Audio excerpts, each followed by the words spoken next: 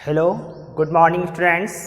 आज हम क्लास 12 में आपका जो बायोलॉजी विषय है उसमें नया टॉपिक है आज का मानव जीनोम परियोजना, ह्यूमन जीनोम प्रोजेक्ट। देखिए इसके बारे में क्या है। परियोजना और मानव जीनोम हेडिंग से जैसा कि कुछ क्लियर हो पा रहा है कि मानव से संबंधित होगा, और जीनोम जो है इसको सबसे पहले समझते हैं। जो हमारे जीन्स हैं, यानी कि जो हमारे गुणसूत्रों पर जीन्स उपस्थित होते हैं, यानी गुणसूत्रों में डीएनए और डीएनए में जीन्स उपस्थित होते हैं। तो जो जीन्स की संरचना है, जीन्स का जो ढांचा है, उसे हम जीनोम कहते हैं। और यहाँ पर हेडिंग है मानव जीनोम परियोजना यानी एक ऐसी योजना बनाना या बृहद रूप से विस्तार से एक ऐसी योजना को बनाना जो कहीं ना कहीं जो है लगभग सभी लोगों पर इम्प्लीमेंट की जा सके, प्रयोग की जा सके, यानी एक बृहद या विस्तार रूप से उस योजना को चलाना। ठीक है, तो यहाँ पर मानव जीनोम परियोजना यानी मानव के जीनोम यानी जीन्स से संबंधित एक ऐसी योजना चलाई गई है जिससे मानव का कल्याण हो। देखिए क्या है, जीन संरचनाओं को जानने के लिए सन 1990 में अमेरिकी सरकार ने मानव जीनोम परियोजना प्रारंभ की। यानी इस परियोजना को जो है अमेरिका की सरकार ने चलाया, और सबसे पहले जीन्स की संरचना, जीन्स के ढांचा को जानने के लिए 1990 में चलाया गया। 1990 में 1990 में चलाया गया। 1990 में जो है अमेरिका की सरकार ने इस योजना को चलाया। इस योजना का प्रमुख उद्देश्य मानव के संपूर्ण जीनोम के डीएनए क्रम को निर्धारित करना था। बस यही एक लाइन है इस पूरी योजना में, पूरी यही एक लाइन इम्पोर्टेंट है, और यही एक लाइन पर पूरी योजना जो थी आधारित थी कि मानव के संपूर्ण जीनोम के डीएनए क्रम का निर्धारण करना था। यानी इस योजना के माध्यम से, इस योजना के द्वारा जो है मानव में जो डीएनए पाया जाता है, मानव में जो आनुवंशिक पदार्थ डीएनए पाया जाता है, उसमें उपस्थित जो जीनी संरचना होती है, जीन्स की जो संरचना होती है, जो जीन्स उपस्थित होते हैं, उन जीन्स के अनुक्रम को जानने के लिए, अनुक्रम को पहचानने के लिए ये योजना प्रारंभ की गई थी। यानी डीएनए पर उपस्थित जीन्स के क्रम को निर्धारित करना था, जीन्स के क्रम को जानना था। तो उसको जानने के लिए इस योजना को स्टार्ट किया गया था। देखिए, मानव जीनोम परियोजना के उद्देश्यों के विस्तार एवं आवश्यकता को देखते हुए इसे महापरियोजना या महायोजना कहा गया। यानी ये जो योजना थी, ये इसका इसका जो उद्देश्य थे वो बहुत ही विस्तार पूर्वक थे। यानी कई अलग अलग तरीके से ये योजना जो थी मानव के जीवन में संचार लाने वाली योजना थी, मानव के जीवन को सुचारू रूप से बनाने वाली योजना थी, और इसकी आवश्यकता बहुत ही अधिक थी। इन सभी को ध्यान में रखते हुए इस योजना को और अधिक वृहद किया गया, यानी विस्तार किया गया। तो इसको जो है महायोजना भी कहा गया। यानी आवश्यकताओं और विस्तार और उद्देश्यों को देखते हुए जो है इसको महायोजना भी कहा गया। मानव जीनोम परियोजना की जानकारी से जैव विज्ञान सूचना के क्षेत्र में तेजी से विस्तार संभव हुआ। यानी जो मानव जीनोम परियोजना जब चलाई गई, तो इस मानव जीनोम परियोजना के चलने से जो आपका जैव विज्ञान क्षेत्र है, यानी जैव विज्ञान सूचना क्षेत्र है, इस क्षेत्र में जो है काफ़ी तेजी से प्रचार यानी विस्तार हुआ, काफ़ी तेजी से विकास हुआ। जैव विज्ञान या जैव सूचना विज्ञान क्या है? इसे बायो इन्फॉर्मेटिक्स बोलते हैं इंग्लिश में। बायो इन्फॉर्मेटिक्स यानी जितने भी प्रकार के जीवधारी हैं, जितने भी जीवित जीवधारी हैं या जीवधारी हैं उनमें उपस्थित जो डीएनए है, उपस्थित जो जीन्स हैं, उपस्थित जो आनुवंशिक पदार्थ है, उन सभी की सही सही जानकारी और उनका सही सही क्रम का निर्धारण जैव विज्ञान सूचना के अंतर्गत किया जाता है। यानी जैव विज्ञान सूचना जो है विज्ञान की वह शाखा है जिसके अंतर्गत जीवों में उपस्थित आनुवंशिक पदार्थों का अध्ययन विस्तार से और उसके क्रम का निर्धारण सुचारू रूप से किया जाता है। तो सबसे ज़्यादा जो लाभ था मानव जीनोम परियोजना से वो जैव विज्ञान सूचना के क्षेत्र में हुआ, क्योंकि इसके आने से यानी इस योजना के प्रारंभ होने से जैव विज्ञान सूचना क्षेत्र में विकास संभव हुआ। क्योंकि मानव परियोजना का जो मुख्य उद्देश्य था, यानी मानव परियोजना जो थी वो ये थी कि जो मानव के शरीर में, जो मानवों के जीवन में यानी मानव के संपूर्ण शरीर में जो जीन्स उपस्थित हैं, जो आनुवंशिक पदार्थ उपस्थित है, उस पर जो जीन्स की संरचना है, जो जीनोम है यानी जो जीनी ढांचा है, उसमें उपस्थित जीन्स के जो अनुक्रम हैं उनका निर्धारण किया जाता है। तो इसी कारण ये जैव विज्ञान सूचना में काफ़ी लाभदायक हुआ। इसके बाद इस योजना का मेन भाग या मेन अंग कह सकते हो, मुख्य भाग जो था वो इस मानव जीनोम परियोजना के लक्ष्य या उद्देश्य थे। तो इसका सबसे इम्पॉर्टेंट भाग जो है मानव जीनोम परियोजना का वो लक्ष्य है। तो आइए अब हम देखते हैं इसने क्या क्या लक्ष्य निर्धारित किए। बहुत सारे लक्ष्य निर्धारित किए थे, परंतु यहाँ पर हम कुछ प्रमुख लक्ष्यों को ही बारे में चर्चा करेंगे।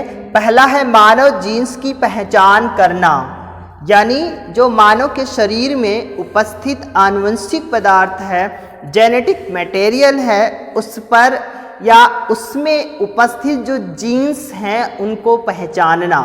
यानी मानव जीनोम प्रोजेक्ट, ह्यूमन जीनोम प्रोजेक्ट के द्वारा मानव में सबसे पहले उपस्थित जो जीन्स हैं, जो जीनी संरचना है, उसको पहचानना, उसकी पहचान करना। इसके बाद दूसरा है मानव जीनोम पर उपस्थित सभी क्षार युग्मों की संख्या तथा उनके अनुक्रमों को निर्धारित करना। आपको पता है आनुवंशिक पदार्थ डीएनए और आरएनए पर क्षार युग्मक पाए जाते हैं, यानी नाइट्रोजनी क्षारक पाए जाते हैं, जैसे कि adenine, guanine, cytosine, thymine, uracil. यानी डीएनए और आरएनए में इस प्रकार के जो है नाइट्रोजनी क्षारक पाए जाते हैं। तो मानव जीनोम परियोजना के माध्यम से उन सभी नाइट्रोजनी क्षारकों का निर्धारण करना, उनकी संख्या को देखना तथा उनका क्या अनुक्रम है, वो किस प्रकार से मानव के जीन्स में व्यवस्थित हैं, ये सारा मानव जीनोम परियोजना का द्वारा पहचानने का लक्ष्य रखा गया। आगे मानव जीन्स के कार्यों का निर्धारण करना, यानी जो मानव पर जीन्स उपस्थित हैं या मानव में जो जीन्स उपस्थित हैं उनका क्या वर्क है, वो क्या कार्य करते हैं। आपने पढ़ा भी है कि मानव के जीन्स जो हैं वो आनुवंशिक पदार्थ के रूप में या आनुवंशिक, क्योंकि मानव के जीन्स पर आनुवंशिक सूचनाएं संग्रहित रहती हैं, इकट्ठा रहती हैं, और यही आनुवंशिक सूचनाएं जो है आगे आने वाली संतति में स्थानांतरित होती हैं। आपने पढ़ा भी है कि मानव के जीन्स के द्वारा भी कुछ रोग होते हैं, जीनी व्यतिक्रम के द्वारा होने वाले रोग, यानी जीन्स की जो है असमानता के कारण जो है रोग उत्पन्न होते हैं। वो आपने आनुवंशिक विकार में पढ़ा था, जैसे स्किल सेल एनीमिया और वर्णानता, टर्नर सिंड्रोम, ये इस प्रकार के कई सारे रोग आपने जो है पीछे जीन्स के आधार पर पढ़ कर के आए हो। तो मानव जीन्स का क्या कार्य है, ये मानव जीनोम परियोजना के माध्यम से जो है जानने का एक लक्ष्य रखा गया। इसके बाद मानव जीनोम में उपस्थित आनुवंशिक चिन्हकों का निर्धारण करना, यानी जो मानव की संरचना है, मानव के जीन्स की संरचना है, उसमें जो उपस्थित आनुवंशिक चिन्ह है, यानी जो आनुवंशिक सारी बातें यहाँ पर आनुवंशिकता आनुवंशिकी से ही संबंधित हैं, क्योंकि मानो जीनोम मानी जीनोम से है जीनी संरचना, जीन्स की संरचना, तो जीन्स जो है वो आनुवंशिक सूचनाओं के लिए उत्तरदायी होते हैं। और तो मानव जीनोम में जो उपस्थित आनुवंशिक चिन्हक थे, आनुवंशिक जो चिन्ह थे या आणविक जो चिन्ह थे, उनकी पहचान करना, उनका निर्धारण करना, जिससे क्या हो कि जीनोम का आनुवंशिक चित्रण तथा भौतिक चित्रण किया जा सके। यानी जो जीनोम है, जीनी संरचना है, उसको आनुवंशिक रूप से उसका चित्रण किया जा सके कि किस प्रकार के इसमें लक्षण आनुवंशिक हो सकते हैं, और उसकी भौतिक संरचना यानी बाह्य संरचना का भी चित्रण किया जा सके। इसके लिए जो है आनुवंशिक चिन्हकों का प्रयोग जो है आनुवंशिक चिन्हकों का निर्धारण किया गया। इसके बाद अगला पॉइंट, आनुवंशिक विकार उत्पन्न करने वाले जीन्स की पहचान करना। आपने पीछे पढ़ा है कि आनुवंशिक विकार यानी जेनेटिक डिसऑर्डर आपने पढ़े हैं। आनुवंशिक विकार के द्वारा होने वाले जो है विकार, आनुवंशिकता के कारण होने वाले रोग, जेनेटिक डिसऑर्डर में आपने कई सारे वर्णांधता, हीमोफीलिया और इसके अलावा sickle cell anaemia, alkaptonuria, phenyl ketonuria, दांत कोशिका रक्तता, यानी ये सारा पीछे आप पढ़ करके आए हो पिछले पार्ट में। तो आनुवंशिक विकार उत्पन्न करने वाले कुछ जीन्स मानव में जो है बाई बर्थ जन्म से ही उत्पन्न होते हैं। तो जन्म से ही जो है इन जीनों का पता लगाया जाएगा मानव जीनोम परियोजना के माध्यम से कि कौन से ऐसे जीन्स हैं जो आनुवंशिक विकार को उत्पन्न कर रहे हैं, जिससे क्या होगा, इसमें ये फायदा मिलेगा, ये लाभ मिलेगा कि आनुवंशिक विकार या आनुवंशिकता के कारण जो होने वाले रोग हैं उनको रोकने में सहायता की मिलेगी, क्योंकि जो आनुवंशिक जीन्स है उनको नष्ट करके वहाँ पर जो है स्वस्थ जीन्स का विकास किया जाएगा। इसके अलावा और भी बहुत सारे पॉइंट्स हैं, इसमें सब सारे पॉइंट्स कुल मिलाकर जीन्स पर ही आधारित हैं कि विभिन्न विकारों के लिए यानी विभिन्न प्रकार के आनुवंशिक विकारों के लिए जो आनुवंशिक संवेदनशीलता है, यानी जीन्स पर उपस्थित जो आनुवंशिक संवेदनशीलता है, यानी जो आनुवंशिकता जैसे विकार, आनुवंशिक विकार लाने के लिए जो जीन्स उत्तरदायी हैं, जो कारक उत्तरदायी हैं, तथा प्रतिरोधकता का निर्धारण करना, यानी जो ऐसे कारक हैं कि आनुवंशिक रोग के जो प्रतिरोधक रोगाणु हैं उनको लाने में सक्षम हैं, उनकी पहचान करना, और जो जीन्स हैं वो आनुवंशिक प्रतिरोधकता उनकी कितनी है, यानी आनुवंशिक डिसऑर्डर से जेनेटिक डिसऑर्डर से लड़ने की क्षमता कितनी है, इसकी भी पहचान करना मानव जीनोम परियोजना का उद्देश्य था। और इसके अलावा सूचनाओं को इस प्रकार संग्रहित करना कि आवश्यकता अनुसार उन्हें सरलता से प्राप्त किया जा सके, यानी मानव जीनोम परियोजना के माध्यम से जो आनुवंशिक सूचनाएं हैं उनको इस प्रकार से संग्रह किया जाए जिससे उसको आवश्यकता अनुसार जब आवश्यकता पड़े तो उन्हें सरलता से जो है प्राप्त किया जा सके और उसके बारे में अधिक से अधिक जानकारी इकट्ठा की जा सके। इसके अलावा आंकड़े विश्लेषण हेतु भी मानव जीनोम परियोजना का प्रयोग किया गया है।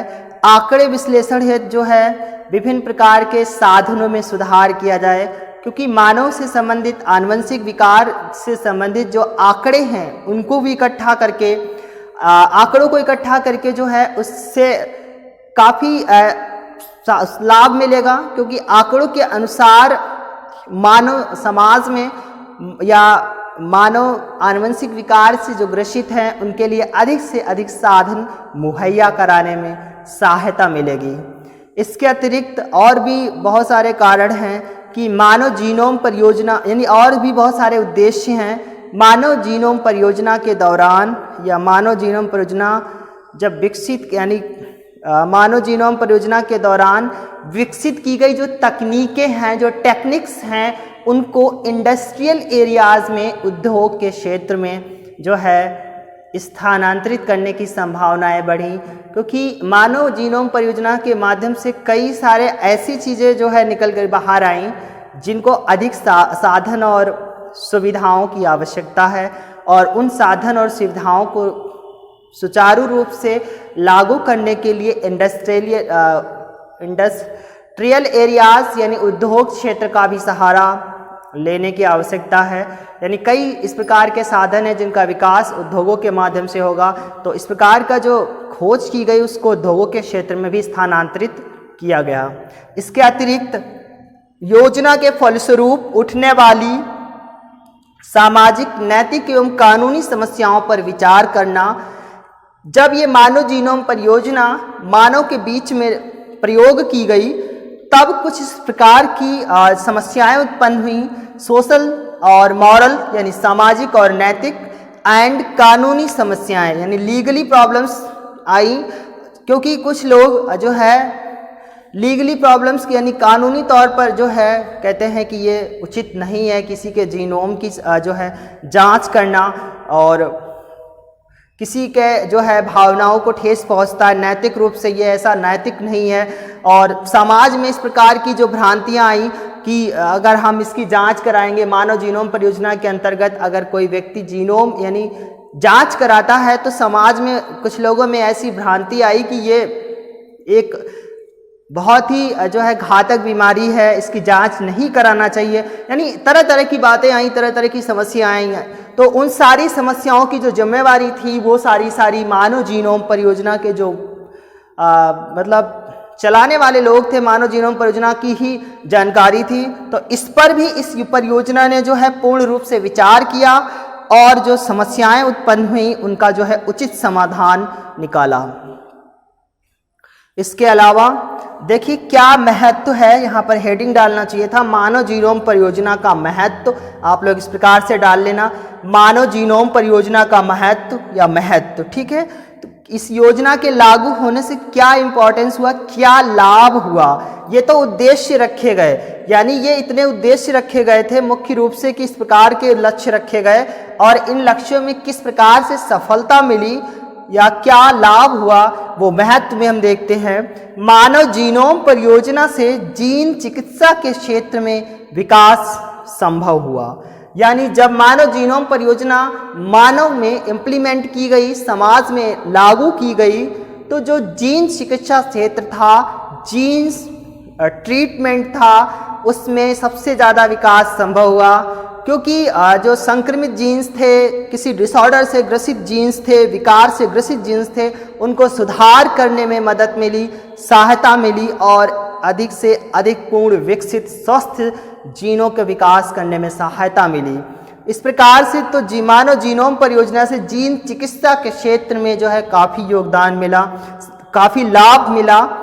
इसके प्रयोग से आनुवंशिक विकार को पहचान कर शिशु की बचपन अवस्था में दूर किया जा सकता है। देखिए कितना अहम बात है कि जो बालक या जो शिशु किसी आनुवंशिक विकार या जेनेटिक डिसऑर्डर से ग्रसित है, तो उसकी शिशु अवस्था में यानी उसकी जन्म की अवस्था से, बचपन की अवस्था में ही उस आनुवंशिक विकार को पहचानने में मदद मिली, और मानव जीनोम परियोजना के माध्यम से उस व्यक्ति को उस जीन्स के डिसऑर्डर से, उस जीन्स के वजह से, जीन्स के कारण होने वाले विकार से बचाया जा सकता है, क्योंकि उस जीन्स को नष्ट करके उसके स्थान पर किसी स्वस्थ जीन्स का विकास करके जो है शिशु को आनुवंशिक विकार से छुटकारा दिलाया जा सकता है। ये सबसे बड़ा लाभ मिला। कैंसर, एड्स जैसे रोगों के उपचार हेतु औषधियां तैयार हो सकेंगी। इसके अलावा आपको पता है कैंसर और एड्स जैसी घातक बीमारियां हैं, जो लाइलाज बीमारियां हैं, यानी जो पूर्णतः ठीक नहीं होती हैं, परंतु इन पर यानी नियंत्रण तो इन बीमारियों पर किया जा सकता है दवाइयों के माध्यम से, लेकिन ये बीमारियां पूर्णतः ठीक नहीं होती हैं। तो इन बीमारियों की जो है, इन रोगों के उपचार के लिए औषधियां तैयार करने भी मानव जीनोम परियोजना के माध्यम से संभव हुआ। यानी इस प्रकार के जो घातक बीमारियां हैं उनकी मेडिसिन, उनकी दवाइयां भी मानव जीनोम परियोजना के अंतर्गत सर्च करके या खोज करके जो है बनाने में सहायता मिली। तो इस प्रकार से जीन चिकित्सा के क्षेत्र में एक शब्द जुड़ा है, जीन चिकित्सा से ही समझ में आ जाता है जितने भी जीन्स से संबंधित बीमारियां हैं, परेशानियां हैं, वो सारी इस क्षेत्र में सम्मिलित हो जाती हैं। यानी जीन चिकित्सा क्षेत्र में जब विस्तार हुआ तो इन सभी जो है अलग अलग क्षेत्रों में भी जो है जीन से संबंधित जो और क्षेत्र हैं उनमें भी लाभ मिला। तो इस प्रकार से मानव जीनोम परियोजना का मुख्य उद्देश्य था जीन्स की जो संरचना है, जीनी जो संरचना है जीनोम का, यानी जीन की जो ढांचा जीनोम है उस पर उपस्थित जीन्स के अनुक्रम का निर्धारण करना, जीन्स की पहचान करना। तो इस प्रकार से ये पूरा जीनोम के अंतर्गत रखा गया। यही थी एक पूरी जीनोम परियोजना, जो कि इस प्रकार आपका ये इम्पॉर्टेंट टॉपिक समाप्त होता है। आप अपनी फेयर कॉपी पर इस टॉपिक को फेयर करना।